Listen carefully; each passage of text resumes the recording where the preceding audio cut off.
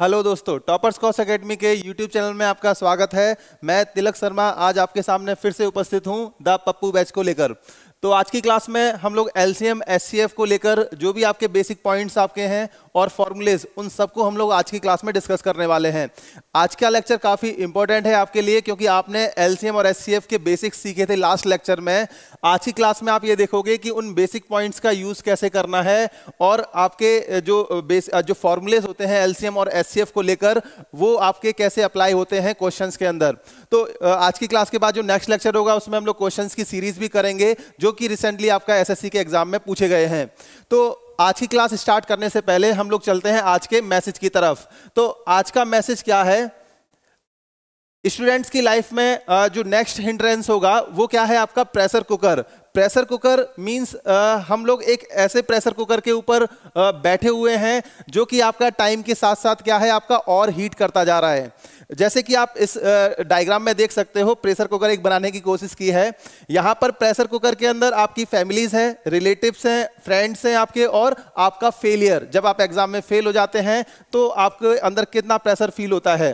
अब यहाँ पर ये जो फायर है, जो आग है, ये क्या है? ये टाइम, समय का काम करती है। जैसे जैसे आपका समय बीतेगा प्रेशर कुकर में आपका हीट बढ़ेगी। हीट बढ़ेगी तो आपका फैमिली भी आपको प्रेशर करती है। उस टाइम पे आपके फ्रेंड्स होते हैं, उनका सिलेक्शन हो जाता है तो उनकी साइड से आपको प्रेशर देखने को मिलता है। रिलेटिव्स वो प्रेशर अलग देते हैं कि हाँ कि हमारे लड़के का इसमें हो गया था, आपका क्यों नहीं हुआ।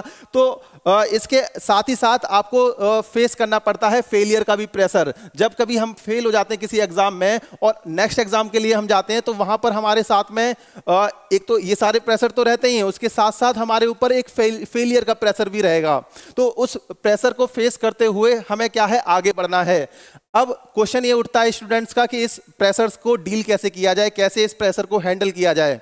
तो सबसे अच्छा तरीका इस प्रेशर को हैंडल करने का एक ही रामबाण तरीका है कि आप ज्यादा से ज्यादा पढ़ाई करिए। जो भी आपके अंदर फ्रस्ट्रेशन है फेलियर को लेकर, या फिर आपके फैमिली फ्रेंड्स उनकी साइड से जो बोले गए, जो ताने मारे जाते हैं उनको लेकर अगर आपके अंदर फ्रस्ट्रेशन है तो उसको पढ़ाई पर निकालो। तो जितना ज्यादा आप पढ़ेंगे, जितना ज्यादा आप अपना रिजल्ट इंप्रूव करेंगे, ये प्रेशर उतना ही आपका कम होता जाएगा। तो इस मैसेज के साथ में हम लोग स्टार्ट करते हैं आज की क्लास और डिस्कस करते हैं उन पॉइंट्स के बारे में जो कि एलसीएम और एचसीएफ के रिगार्डिंग काफी इंपॉर्टेंट होते हैं। तो हम बात कर रहे हैं आपका उन पॉइंट्स की जो कि एलसीएम और एचसीएफ के क्वेश्चंस को सॉल्व करने में हमारी क्या करेंगे, हेल्प करेंगे। तो सबसे पहला पॉइंट जो कि आपका एलसीएम और एचसीएफ को लेकर रहेगा उसके बारे में बात कर लेते हैं। फर्स्ट पॉइंट है यहाँ पर, एलसीएम जो रहेगा इसकी वैल्यू ऑलवेज ग्रेटर होगी या इक्वल होगी किसके? एचसीएफ के। ठीक है, एलसीएम मींस लघुत्तम समापवर्तक, जो उसकी वैल्यू है वो हमेशा महत्तम समापवर्तक यानी कि एचसीएफ से हमेशा क्या होती है, तो लार्ज होगी या तो आपका इक्वल होगी। कभी भी एलसीएम की वैल्यू एचसीएफ से लो नहीं होती, यानी कि आपका कम नहीं होती। अब हमने क्वेश्चंस में देखा, जैसे लास्ट क्लास में क्वेश्चन डिस्कस किए थे, वहां पर हम देख रहे थे कि एलसीएम हमेशा एचसीएफ से क्या था, ज्यादा था। तो ऐसा कौन सा केस है जब एलसीएम एचसीएफ के इक्वल होता है? तो यहां पर LCM is equal to HCF कब? जब सभी संख्याएं क्या हो, समान हो। सभी संख्याएं समान हो। ठीक है, तो एलसीएम एचसीएफ के इक्वल हो जाता है जब सभी संख्याएं क्या होती हैं, इक्वल होती हैं। तो ऐसे केस में जब सारे नंबर्स इक्वल हैं तो वहां पर एलसीएम किसके इक्वल होगा? एचसीएफ के। और ये दोनों किसके इक्वल हो जाएंगे? उस सेम नंबर यानी कि समान संख्या के, उस सेम नंबर के इक्वल हो जाएंगे। तो ये पहला पॉइंट है जो कि हमें याद रखना है। इसके बाद हम लोग चलते हैं सेकंड पॉइंट की तरफ। सेकंड पॉइंट क्या रहेगा एलसीएम और एचसीएफ को लेकर? ठीक है, अब सेकंड पॉइंट के बारे में अगर हम बात करते हैं एलसीएम और एचसीएफ को लेकर, यहां पर आपका एलसीएम और एचसीएफ का जो गुणनफल है, एलसीएम और एचसीएफ का जो गुणनफल है ये किसके इक्वल होता है? नंबर्स के गुणनफल के इक्वल होगा। नंबर्स के गुणनफल के इक्वल होगा। तो LCM into HCF n1 into n2 के इक्वल होता है। ये जो फॉर्मूला है आपका वैलिड है, ये फॉर्मूला वैलिड है only for two numbers, only for two numbers, दो नंबर्स के लिए आपका ये फॉर्मूला वैलिड रहेगा। कई स्टूडेंट का क्वेश्चन होता है कि सर क्या ये फॉर्मूला थ्री नंबर्स के लिए भी वैलिड है? तो ऐसा नहीं है, ये फॉर्मूला केवल टू नंबर्स के लिए ही वैलिड रहेगा। तो ये आपको ध्यान में रखना है जब भी आप एलसीएम और एचसीएफ को सॉल्व करेंगे तब। इसके बाद हम थर्ड पॉइंट की तरफ चलते हैं। तो यहां पर थर्ड पॉइंट क्या रहेगा?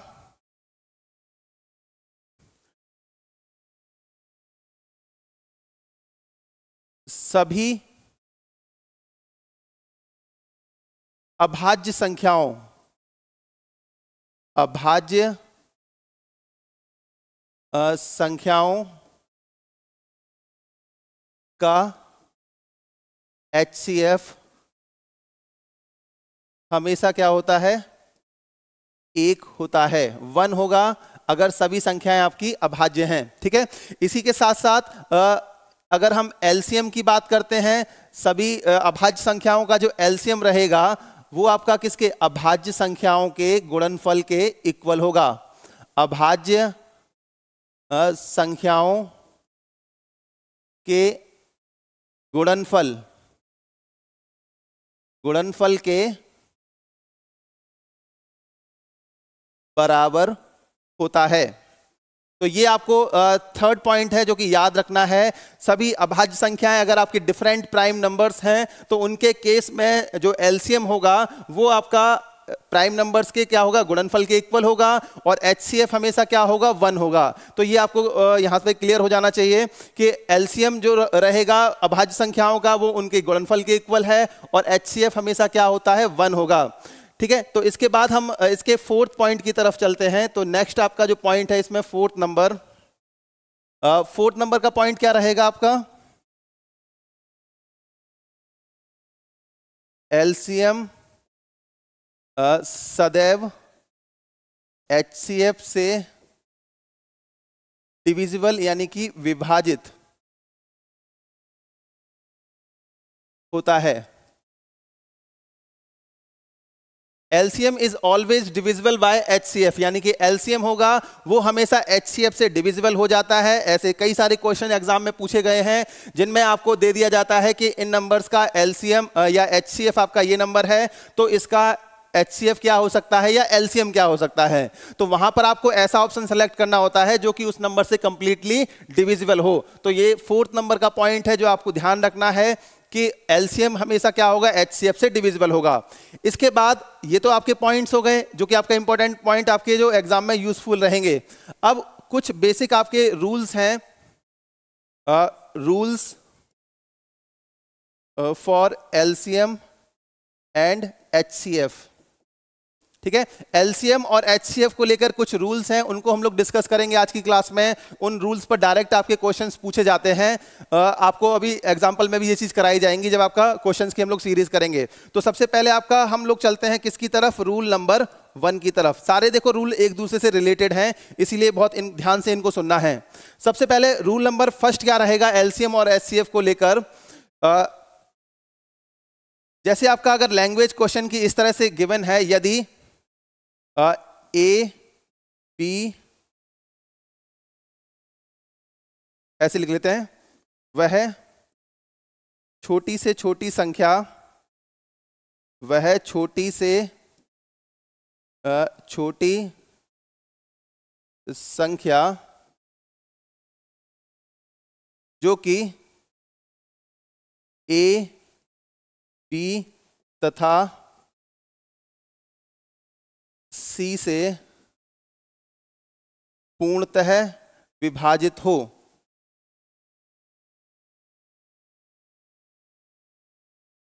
तो यहां पर हमें वो छोटी से छोटी संख्या पता करनी है जो कि कंप्लीटली डिविजिबल है किससे? ए, बी और सी से, कंप्लीटली पूरी तरह एक साथ। तो यहां पर वह छोटी से छोटी संख्या जो कि ए, बी, सी से कंप्लीटली डिविजिबल होगी तो वो आपका लीस्ट नंबर क्या होगा?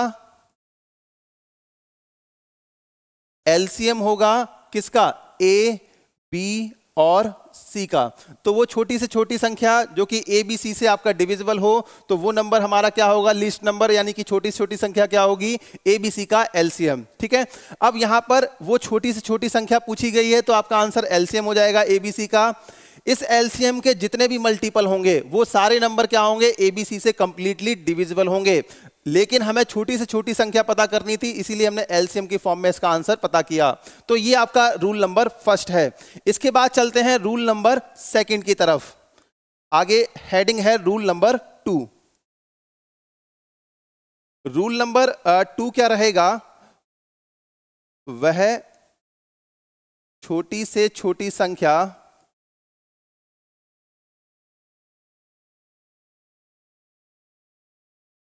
जिसे ए बी तथा सी से भाग देने पर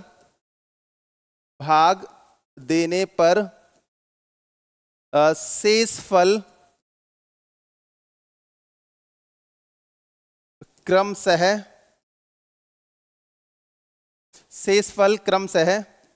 a minus x comma b minus x तथा सी माइनस एक्स प्राप्त हो। तो यहां पर हमें वो लीस्ट नंबर पता करना है जिसको ए बी सी से अगर हम डिवाइड करते हैं तो आपका रिमाइंडर यानी कि शेषफल a minus x, b minus x और c माइनस एक्स मिल जाए। तो यहां पर सबसे पहला काम क्या होता है कि ए बी सी से आप डिवाइड कर रहे हैं तो उस नंबर को हमें a minus x, b minus x जो भी रिमाइंडर है उसको a minus x, b minus x और c माइनस एक्स की फॉर्म में उसको कन्वर्ट किया जाए। तो यहां पर हम इस लैंग्वेज के अकॉर्डिंग अगर देखें तो यहां हमें वो नंबर पता करना है कि जिसको हम a से भाग दे रहे हैं, b से भाग दे रहे हैं और c से। ठीक है, तो हमारा जो शेषफल वो हमें क्या मिलेगा, a के केस में क्या मिलेगा, a माइनस एक्स, b के केस में क्या मिलेगा, b माइनस एक्स और c के केस में हमें क्या मिलेगा, c माइनस एक्स। इस तरीके से। ठीक है, तो ए बी सी के केस में आपका जो शेषफल है वो a minus x, b minus x और c माइनस एक्स मिलता है। तो वह छोटी से छोटी संख्या यानी कि वो लीस्ट नंबर क्या होगा, ये हमें पता करना है। तो सबसे पहले अगर मान लो हमें वो संख्या पता करनी हो जो ए बी सी से पूरी तरह डिविजिबल हो तो उसके लिए हम क्या करते थे, एलसीएम पता करते थे किसका, ए बी और सी का। ये हमने रूल नंबर फर्स्ट में देखा था। लेकिन यहां पर आपको रिमाइंडर भी चाहिए, a minus x, b minus x और c माइनस एक्स। अब यहां पर आपको ये बताना है कि ये a minus x, b minus x और c माइनस एक्स ये सेम नंबर रहेंगे या फिर डिफरेंट नंबर रहेंगे। जैसे a b c आपके क्या है, तीनों डिफरेंट नंबर हैं। ठीक है, अब उस डिफरेंट नंबर में से जब आप x घटा रहे हो, उस सेकंड नंबर में से भी आप x घटा रहे हो, थर्ड नंबर में से भी जब आप x घटाते हो तो आपको डिफरेंट रिमाइंडर मिलेंगे। तो ये किसका केस है, आपका डिफरेंट रिमाइंडर का। डिफरेंट रिमाइंडर यानी कि जब शेषफल असमान हो यानी कि अलग अलग हो। तो उस केस में लीस्ट नंबर पता करना है तो एलसीएम एबीसी का लेना है और इसमें माइनस कर देना है किसको, x को। x कौन सा, जो आप यहां से फाइंड करते हो, x की वैल्यू यहां पर फाइंड करनी पड़ेगी, मेन यहां पर x होता है। तो लीस्ट नंबर क्या होगा, एलसीएम एबीसी का और माइनस क्या कर देंगे, x माइनस कर देंगे। तो ये आपका रूल नंबर 2 है। आगे चलते हैं रूल नंबर 3 की तरफ। तो आगे हेडिंग है आपका rule number 3। Rule number 3, rule number 3 क्या है आपका, वह छोटी से छोटी संख्या जिसे a, b तथा c से भाग देने पर शेषफल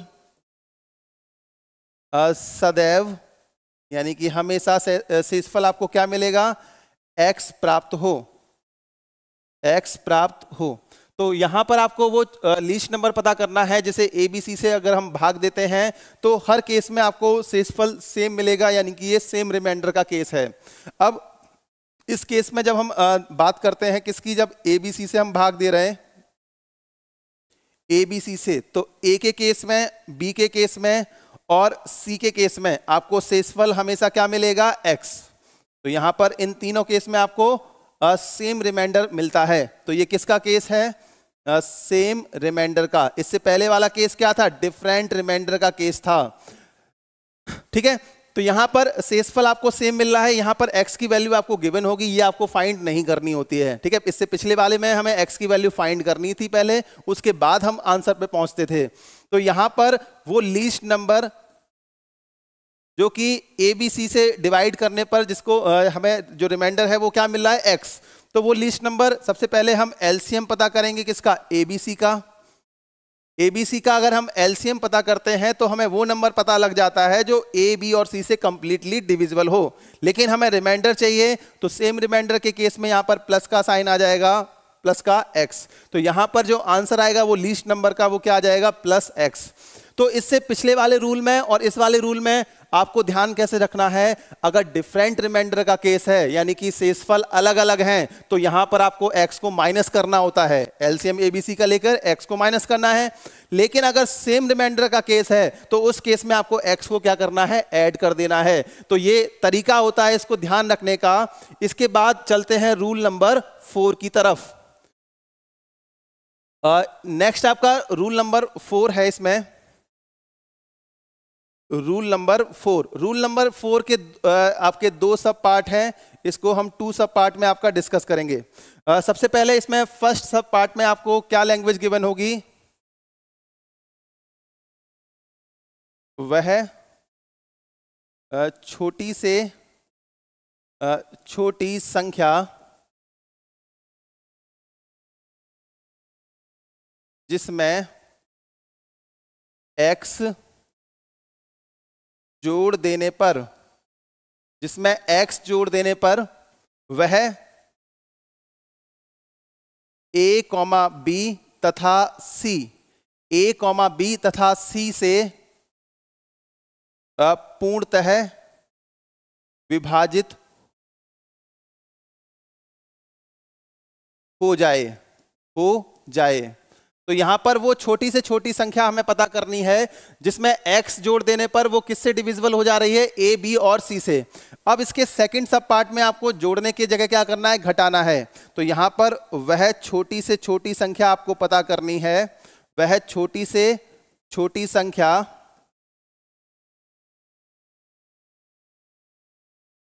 जिसमें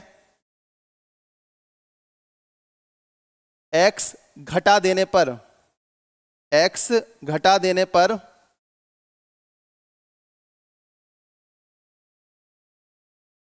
वह a, b तथा c से पूर्णतः